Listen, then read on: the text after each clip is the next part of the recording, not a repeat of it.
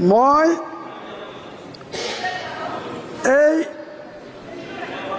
বানপানী আৰু গৰাখহনীয়া সংক্ৰান্তত এই বছৰ যি বানপানী হৈ গৈছে এতিয়ালৈকে দুটা ৱেভ ফ্লাড অসমত হৈ গৈছে আৰু এই দুটা ৱেভত অসমত এতিয়ালৈকে ৯৮ জন মানুহৰ প্ৰাণহানি হৈছে, মৃত্যু হৈছে। এতিয়া অসমত টোটেল ডিষ্ট্ৰিক্ট আছে ৩৫খন, ফ্লাড এফেক্টেড ডিষ্ট্ৰিক্ট হৈছে ৩৪খন।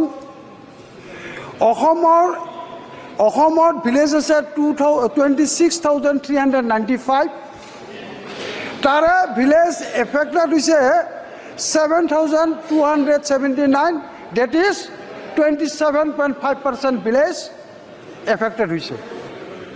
এটা কথাটো হৈছে যে আমি কেন্দ্ৰীয় চৰকাৰৰ পৰা আমি অনুদান পাই আছোঁ, আমি গ্ৰেণ্ট পাইছোঁ, টকা পাই আছোঁ আৰু আৰ্থিক সাহায্য পাই আছোঁ। আমি এতিয়ালৈকে যোৱা কেইটা বছৰত আমি মোটামুটি 4,600 crores আমি এই বানপানীৰ কাৰণে আমি পাইছোঁ। কিন্তু আজিৰ দিনটোত অসমৰ জনসাধাৰণে এনেধৰণৰ এই 4,600 এনেধৰণৰ পিচমিল হিচাপে তাৰমানে কেন্দ্ৰীয় চৰকাৰৰ পৰা টকা পোৱাটো বিচৰা নাই। আজিৰ দিনটোত অসমৰ জনসাধাৰণে বিচাৰিছে যে অসমৰ যিটো বানপানীৰ সমস্যা এইটো চিৰদিনৰ কাৰণে এই সমস্যাটো সমাধান হওক, তাকে আজিৰ দিনটোত অসমৰ জনসাধাৰণে বিচাৰিছে। আৰু মই এটা ৰিজনেল পাৰ্টি অসম গণ পৰিষদ দলৰ প্ৰতিনিধি হিচাপে মই আমাৰ দলৰ স্থিতি তথা অসমৰ জনসাধাৰণৰ যিটো তাৰমানে মতামত, এই মতামতটো মই আপোনাক অৱগত কৰিব বিচাৰিছোঁ। এতিয়া আমি বিচাৰিছোঁ যে অসমৰ আজিৰ দিনটোত যে আমাৰ মাননীয় মুখ্যমন্ত্ৰীয়ে বিচাৰিছে, মাননীয় মুখ্যমন্ত্ৰীয়ে টুইট কৰিছে যে আমি 4,600 টকা পাইছোঁ, কোটি টকা পাইছোঁ, কিন্তু এইটোৱে তাৰমানে এনেধৰণে আমাৰ সমস্যাটো সমাধান নহ'ব। আমাৰ সমস্যাটো চিৰদিনৰ কাৰণে সমস্যা সমাধান হ'ব লাগিলে এটা তেনেধৰণৰ প্ৰকল্প ল'ব লাগিব।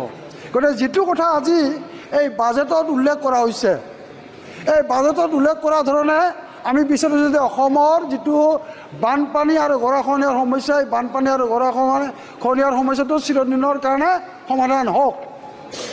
আৰু ইয়াৰ কাৰণে আমি বিচাৰিছোঁ কি যে ইয়াৰ কাৰণে তাৰমানে comprehensive project, comprehensive solution, embankment strengthening, watershed management, river training, enhancing of depth of Brahmaputra, এই জাতীয় বস্তুবিলাক মই আমাৰ অসমত হোৱাটো আমি বিচাৰিছোঁ। সেইকাৰণে আমি আপোনাৰ জৰিয়তে মাননীয় প্ৰধানমন্ত্ৰী ডাঙৰীয়াক আমি অনুৰোধ কৰিছোঁ, বিভাগীয় মন্ত্ৰীক আমি অনুৰোধ কৰিছোঁ যাতে এই অসমৰ বানপানী গৰাখহনীয়াৰ সমস্যাটো স্থানীয়ভাৱে সমাধান কৰাৰ স্বাৰ্থত এখন উচ্চ পৰ্যায়ৰ কমিটি গঠন কৰি, টেকনিকেল পাৰ্চনৰ জৰিয়তে কমিটি গঠন কৰি এই সমস্যাটো সমাধান নকৰে তাকে কামনা কৰিছোঁ। আৰু তাৰ মই পুনৰবাৰ আপোনাক ধন্যবাদ জনাইছোঁ।